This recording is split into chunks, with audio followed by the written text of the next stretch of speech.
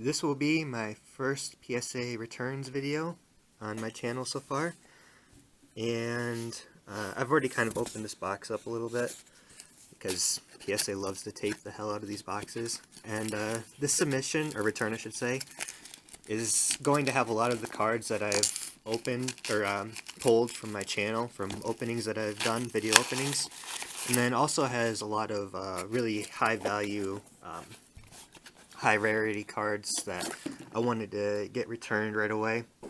So this is going to be a really cool and really interesting submission with a lot of good cards in it.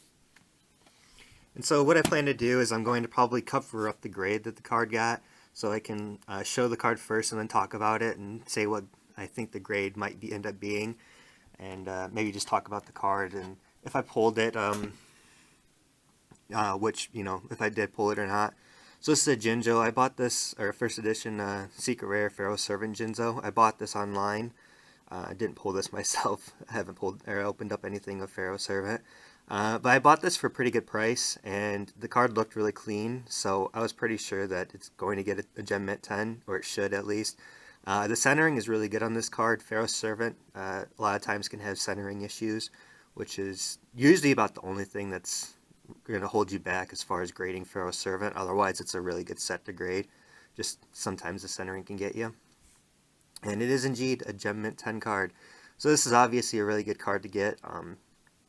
Yugioh, an iconic card, first edition Pharaoh Servant version. There's that one of those high rarity, high valued, highly desired card, and something that anybody would want to add into their collection. And so, really awesome to get this.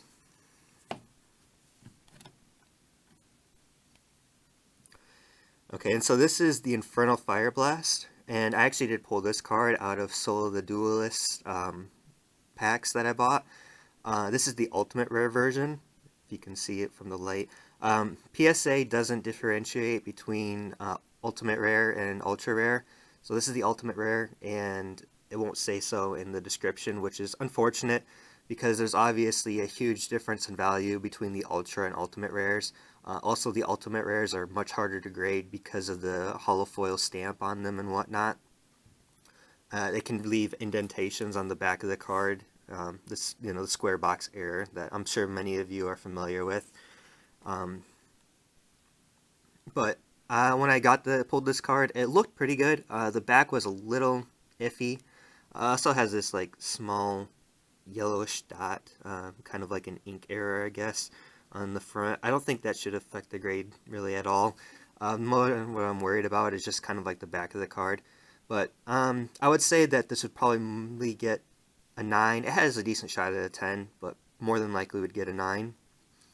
And it actually did get a Gem Mint 10 grade, so that's really nice. I absolutely love this card. When I pulled it and during the pack opening video, I was just so stoked. Infernal Fire Blast is just a sick looking card, and then to get it in Ultimate Rare form is just awesome. It's such an incredible card. It looks great, so I'm really stoked that this card got a 10. I was kind of afraid that this was going to end up getting a 9.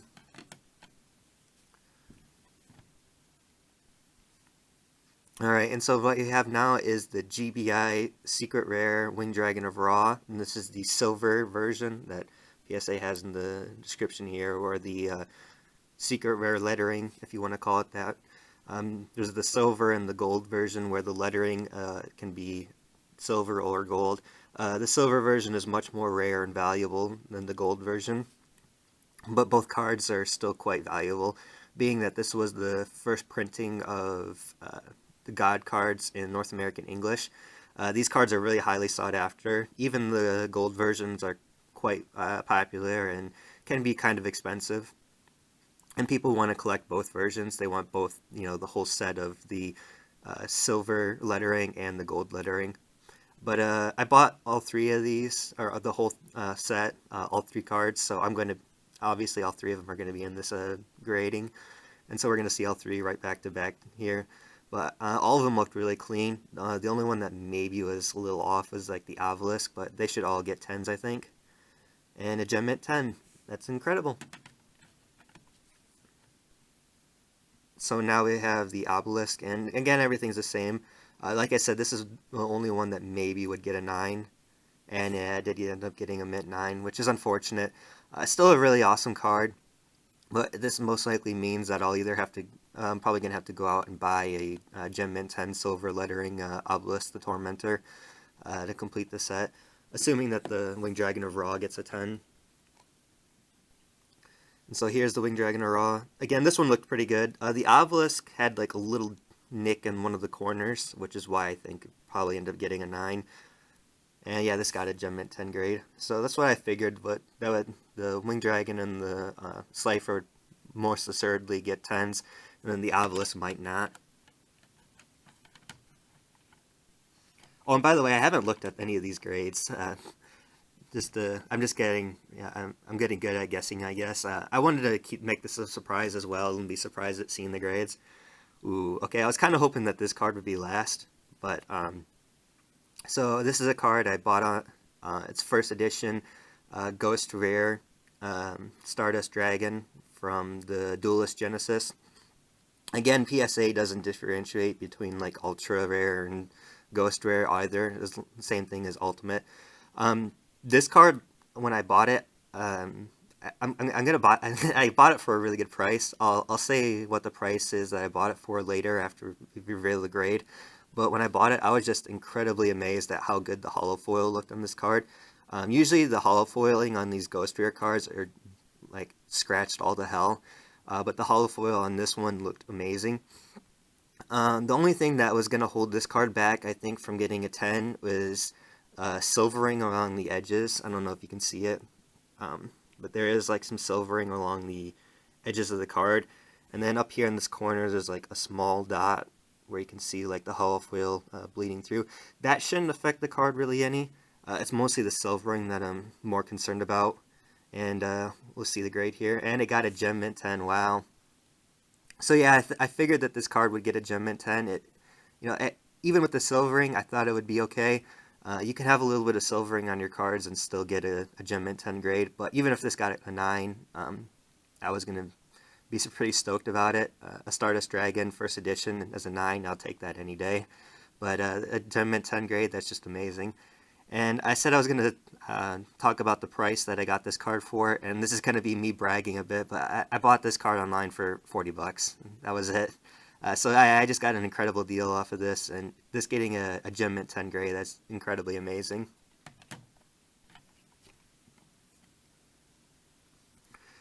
Alright, so this is the first edition Chaos Emperor Dragon from Invasion of Chaos. I doubt this card got a Gem Mint 10. I was hoping that this card will end up getting a 9 and not get knocked down to an 8. The reason why I say that is because the back of this card is actually kind of scuffed up a bit. But still, even as a 9, I think this card is very well worth grading.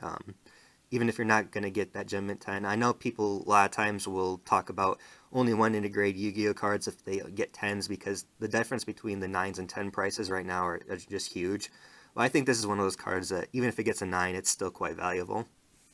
And it did get a Mint 9, so I was correct on that. And I'm not sure if you can see it or anything on the back here. It's kind of hard to show through the covering, but you can kind of see like some of the scuffing on the back of the card, maybe. Yeah, it's kind of hard to show through the casing. But even as a 9, like I said, I'll take this card any day.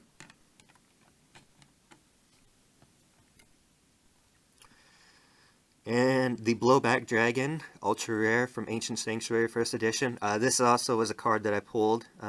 One of my first openings that I did on my channel was First Edition Ancient Sanctuary Booster Box. The only thing that I think would hold this card back from getting a 10 is maybe the centering, but even that, the centering's pretty decent on this card. And the case has a little scratch on it down the middle here, that's annoying. But yeah, I think this is probably going to get a Gem Mint 10 grade. Ooh, and it got a Mint 9. That's unfortunate. So I'm guessing the centering did hold it back. I think there was a little bit of damage on the back of the card too, some scuffing. That's unfortunate, but compared to a Gem Mint 10 Stardust Dragon, I really doesn't bother me too much. Defusion, I opened this, or pulled this from my first edition Labyrinth of Nightmare booster box opening. So it's first edition, obviously. Probably one of the more valuable super rares from Labyrinth of Nightmare. It's a really cool card. It got used in the anime quite a bit when the Yu-Gi-Oh anime was really pushing for fusion summoning, and it was kind of a really cool card. Also, this is like one of those OG OTK cards when you can use it to defuse one of your monsters during your fusion monsters during the battle phase, and then special summon 2 more monsters, and then have 2 more attacks. So it's a really cool card, and I don't think of any reason why this card wouldn't get a Gem Mint 10 grade, and it did get the Gem Mint 10.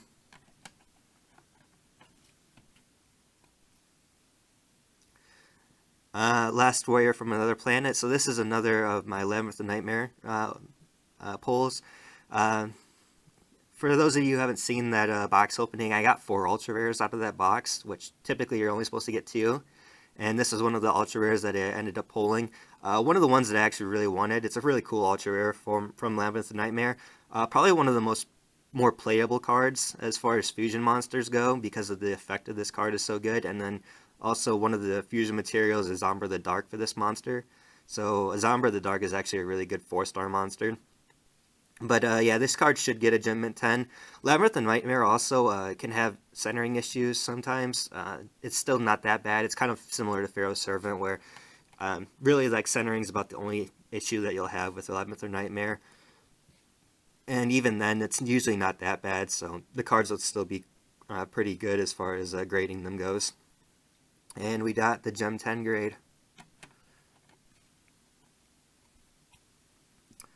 Alright, and then another one of the ultra rares from Labyrinth of Nightmare. Again, pulled them out of the same booster box as the other 2 cards, so nothing really wrong with this card at all, and should get a Gem Mint 10 grade as far as I'm aware. And it did.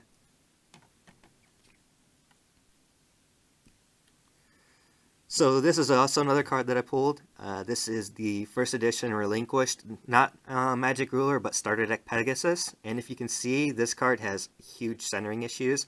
All 3 of the holo foil cards from that starter deck that I opened had this incredibly bad centering. And I think that this centering is actually bad enough for the card to qualify for a 9 OC, which I loved getting OC and MC qualifier grades from PSA. So I obviously wanted to grade this card. The other 2 I didn't grade. I wanted to just grade this one first. The Relinquished, because it's probably the one that I want the most to get the OC. And also, if this one gets the OC, then I'm almost positive then obviously that the other 2 will get the OC grade. So this is kind of like my trial run on this. Ooh, that's unfortunate. So instead of giving it the OC grade, PSA just docked it down really hard for the centering issue and made it a near mint to mint 8 card. So that's really unfortunate, because with as bad as the centering is on this card, I don't see any reason why this card shouldn't get a 9 OC grade. And yeah, even the back of this card is terribly off-center. I mean, when you're grading for OC, the rule is 60-40. If it's worse than 60-40, then you can qualify for that OC grade. And I'm quite positive that this centering on this card is worse than 60-40. And then not only is the front incredibly off-center, but also the back is incredibly off-center as well. And usually just the front is required to be off-center, or possibly even the back. You don't have to have both sides of the card to be off-center for the card to get qualified for an OC grade. So that's really unfortunate. I might end up breaking this out and resending it, because I don't understand why this wouldn't qualify for an OC grade. The one other thing that can stop cards from getting an OC grade is if the card grades lower than a 7. So like, say if I had a card that would grade OC, like it was just incredibly off-center, but it had a crease in it. The card with the crease in it is going to automatically get dropped down to a grade no higher than 5. And if it grades lower than a 7, then the card can't qualify for off-center OC. But this card got an 8 anyways, and so that means that its condition itself wasn't the issue. Just whoever graded it felt that this wasn't a qualifier for OC grade. So yeah, that's unfortunate.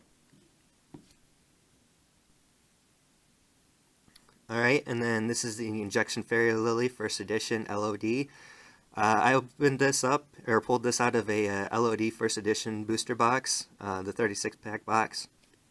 Obviously, LOD, notorious for its off-centered cards.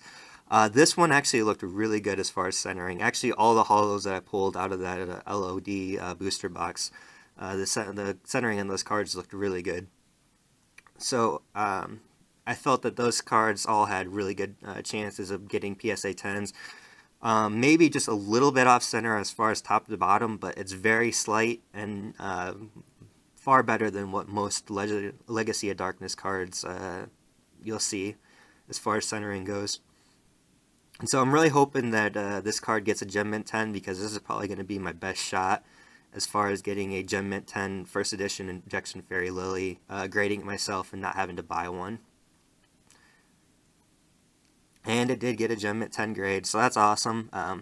Very happy about that. That's going to be a huge card off of the collection list that I need. And now just Yugioh is the only other secret rare from Legacy of Darkness that I'm going to need for my collection. But yeah, that's really awesome. Incredibly tough card to grade as a Gem Mint 10 Injection Fairy Lily is.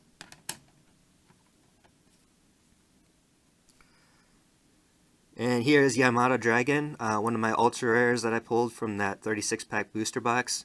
The ultra rares, again, like Legacy of Darkness, anytime, centering can be an issue. Other than the secret rares, though, I think the ultra rares and the super rares, yes, they're going to be difficult to grade because a lot of those cards are going to be off center. But I think that there's enough of them out. I think there's enough of them available, I should say, that there's plenty of them that will end up getting like that Gem Mint 10 grade if you do go and grade them, or if they do end up getting graded. And there's plenty of packs and boxes to be opened where these cards, they do have good enough centering to get Gem Mint 10 grades. So what I'm trying to say is that Legacy of Darkness, I think, is going to be a difficult set to grade as Gem Mint 10, but I don't think it's going to be an impossible set. Right now, a lot of the Legacy of Darkness cards are in like single digits as far as their PSA 10 pop report, but I think that'll not stay the same. It's not like Wizards of the Coast Pokemon cards, where some Pokemon cards are just impossible to grade as 10 Mint 10s. Like, there'll be over 100 PSA 9s of the card, and then maybe like 11 PSA 10s of the card, or even lower than that. And I don't think Legacy of Darkness is going to have that issue. I think there will be a big discrepancy between the 9s and 10s, but I think there'll be plenty of opportunities to get PSA 10s on these Legacy of Darkness cards. And this isn't one of them. So I went through that whole spiel, and this card ended up getting a 9. It is a little bit off center from top to bottom, a little worse than the Injection Fairy Lily, but I still thought that this had an opportunity to get a 10. So yeah, I go through that whole fucking spiel, and I get a 9 on this card. Alright, and the last and final card is going to be a Tyrant Dragon. This one has similar centering to that Yamato Dragon, so I'm guessing that this might end up getting a 9 as well. Last I knew, the pop report on this card is a PSA 10 was at 1, and Timmy was the only one that, or was the guy that had it. Unless that's changed, but I don't know of it changing at all. So let's see. Oh, this did get a Gem Mint 10. Alright, so one of the Legacy of Darkness Ultra Rares got a 10. That's interesting, though, because the centering on this card and the centering on the Yamato Dragon are basically the same. Maybe the Yamato Dragon's a little worse. It might be a little worse, but they're basically about the same. Oh well. I have a lot of Yamato Dragons that I can grade still, so I'm not too upset about it. So we did really well in this submission. What do we got? 1, 2, 3, 4, 5, 6, 7, 8, 9, 10 cards came back as Gem Mint 10s. 4 of them as 9s. 2 of which I was pretty sure were going to come back as 9s, that being the Chaos Emperor Dragon and the Obelisk the Tormentor. 2 of them came back as 9s I didn't think were going to. The Blowback Dragon, I'm kind of surprised that one came back as a 9, honestly. It's a little disappointing. The Yamato Dragon, that probably deserved the 9, I guess. It had a shot at the 10, so I sent it. The centering's a little bit off, so probably deserved to get the 9. And then the very unfortunate starter deck Pegasus Relinquished that didn't get the OC grade for some strange reason. But obviously the big cards out of the submission are going to be the 2 God cards that did end up getting the 10s. The Cipher in the Raw, which is really nice, of the secret rare silver lettering. The ultimate rare Infernal Fire Blast, which is just so sick of a card. It just looks great. The Jinzo, obviously. Got that nice Gem 10 Jinzo. And then the big boy, the Stardust Dragon First Edition, the Duelist Genesis Ghost Rare that got the Gem 10 grade. So yeah, this is a really amazing submission. It took a while to get these cards back, unfortunately. PSA is pretty bogged down right now. So this is supposed to be a 15-day turnaround submission, and it actually ended up taking a month and a half or so. So that was a little frustrating, because I really did want to get these cards back and do a PSA returns video with them. My next video for PSA return is going to be coming soon. It should be. The order's already getting processed. I sent it in at the same time that I sent this submission in. And that next submission is going to be 54 Pokemon cards. So this was all 15 Yu-Gi-Oh cards, and then the next submission is going to be all Pokemon cards. That's got a lot of really cool cards in it as well, a lot of high rarity cards. And I'm looking forward to doing that returns as well. So this is Trading Cards Forever, and as always, thank you for watching.